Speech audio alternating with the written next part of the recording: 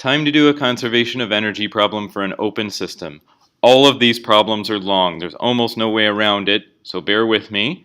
We're going to try and calculate the heat transfer rate and exit velocity for a system consisting of ammonia vapor, and we're told to neglect potential effects. I'll talk about what that means, and we have to be given a bunch of thermodynamic properties. So let's say that we actually don't know the inflow density, but we do know the pressure, we know the temperature, we know the inflow radius, and we know the inflow velocity, so that's pretty good. For the exit flow, we don't know the exit density either. Alright. We do know the pressure, we do know the temperature, we do know the radius, and we don't know the exit velocity, so we're going to need that too. The picture you should have in mind is that of a nozzle, given the relative sizes of the inflow and exit radii, so let's just draw in a nozzle to remind us how that works.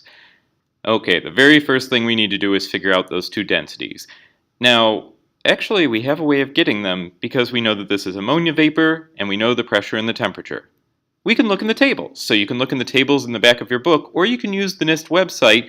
It says it's a vapor, so I would start looking in the superheated vapor region for ammonia.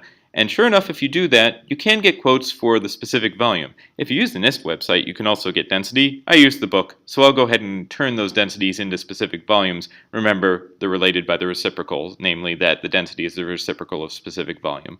So if you use all of that information, look up the stuff in the tables, you get that. Little v sub I is 0.713 cubic meters per kilogram. I chopped off a few of the digits. Your book provides more, and I'll use more in the calculation. Likewise, the exit specific volume is 1.39 cubic meters per kilogram. Now that we've got those, we can at least compute the exit velocity. That's already a big step. But while you have those tables open, don't close them yet, because when we do conservation of energy, we're almost certainly going to need to use the specific enthalpy also. And those are also provided in tables, or again on the NIST website. So let's go ahead and write down, using the pressure and temperature that we have here, H sub I and H sub E, the specific enthalpies. So H sub I is 1520 kilojoules per kilogram, H sub E is 1505 kilojoules per kilogram. Okay, that'll come in handy later. That saves us from having to find the same table again. Okay, so now let's start our work. Well, if we're just interested in the exit velocity, I would start there because fundamentally that should just be a conservation of mass thing. So we know that m dot I equals m dot E for a steady flow, and we can replace m dot with rho A times the velocity, which I'll do here. And that's true for the inlet equal to the exit, so now we can just solve for the velocity of the exit. We rearrange things to do that. We have ratios of densities and areas. Remember, since I looked up the specific volumes, let's convert the ratio of the densities into a ratio of specific volumes. Since they're the reciprocal of one another, that means that rho I over rho E becomes VE over VI. So we do that, and we put in the usual formula for the area of a circle, the cross-sectional area of a cylinder. Okay, we do all that. Let's cancel the pi's and put in numbers. So we have all of these numbers available. We looked up the specific volumes before, and we're given the radii. Do all that, and we get an exit velocity of 244 meters per second. That calculation wasn't so bad. So now I'm going to substitute that in over in the table in the left, just so we have that number if we need it later. 244 meters per second. Okay, great. We're halfway done with the problem. The tougher part, of course, is figuring out the heat transfer rate. So what is the heat transfer rate? Well, remember, that's Q dot. So we should start with the conservation of energy expression. And the general one for one inlet, one exit, namely only one inflow and one outflow, is this. I'm not going to read all the terms, but that's it. Some of these things we can get rid of. It's a steady state, so the left-hand side, dE dt, has to be 0.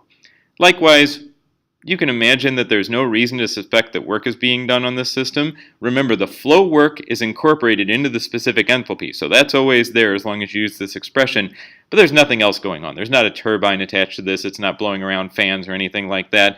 And we're not changing the size of the nozzle. W.CV should be 0. We're told to neglect potential effects. That means that the GZ terms will cancel out whatever Z happens to be. All right, let's get rid of all that stuff and simplify. So now we just have the heat transfer term Q dot, and then we have m dot for the inflow and exit involving specific enthalpies and velocities. But in this case, the inflow and the outflow have to have the same m dot, because all that mass has to go somewhere. If it goes in, it has to come out. So m dot I equals m dot E. Let's just call that a generic m dot, and that way we only have to calculate that once. So now we'll group together the specific enthalpies, making sure to keep that minus sign for all the exit stuff. Okay, this puts us in a good position to solve for q dot. So we isolate q dot on the left-hand side. There's a minus sign out in front of everything now because we had to solve for q dot. So now we can plug in values, but we need to figure out m dot. So the expression for m dot that we can use is the area times the velocity divided by the specific volume, and that'll be true both at the inlet or exit, so you can choose either side. I just subscripted it I, so I'll put in the inlet values.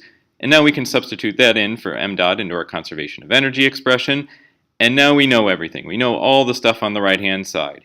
Here's where I'm going to need a little space because I'm going to put in numbers there. Okay, so the area is pi r squared, velocity we put in, the specific volume we already looked up, that's not so bad, don't forget that minus sign out front. The difference between the specific enthalpies is there, and we had to look those up.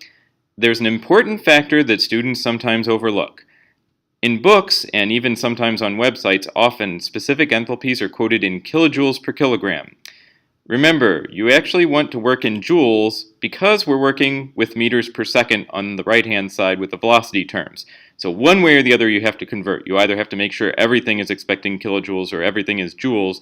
I went ahead and converted everything to joules using this factor right here. You wouldn't want the specific enthalpy difference to be off by a factor of 1,000, or obviously you would expect to get totally the wrong answer. It's a very common mistake because there's so many numbers in this problem. But we caught it. We did it right. I can get rid of that, and now I'll go ahead and simplify this a little bit. All the stuff out front is minus 2.2 times 10 to the minus 1, and that has units of kilograms per second. The stuff in parentheses will have units of joules per kilogram, so that tells us our final units will be joules per second, which is equal to a watt.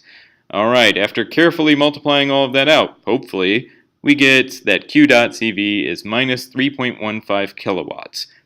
So remember, this represents a loss of heat energy from our system since Q dot is negative. So all the gas flowing through this nozzle is constantly losing a lot of heat energy, and that kind of makes sense. The pressure went down and the temperature went down, even though it did speed up, which would mean a gain in kinetic energy. You can imagine that getting that much of a temperature difference, a 10-degree difference, must have involved some serious heat transfer, and in this case we can see that it's 3.15 kilowatts, so quite a bit going to the environment through what is apparently not a very well insulated nozzle.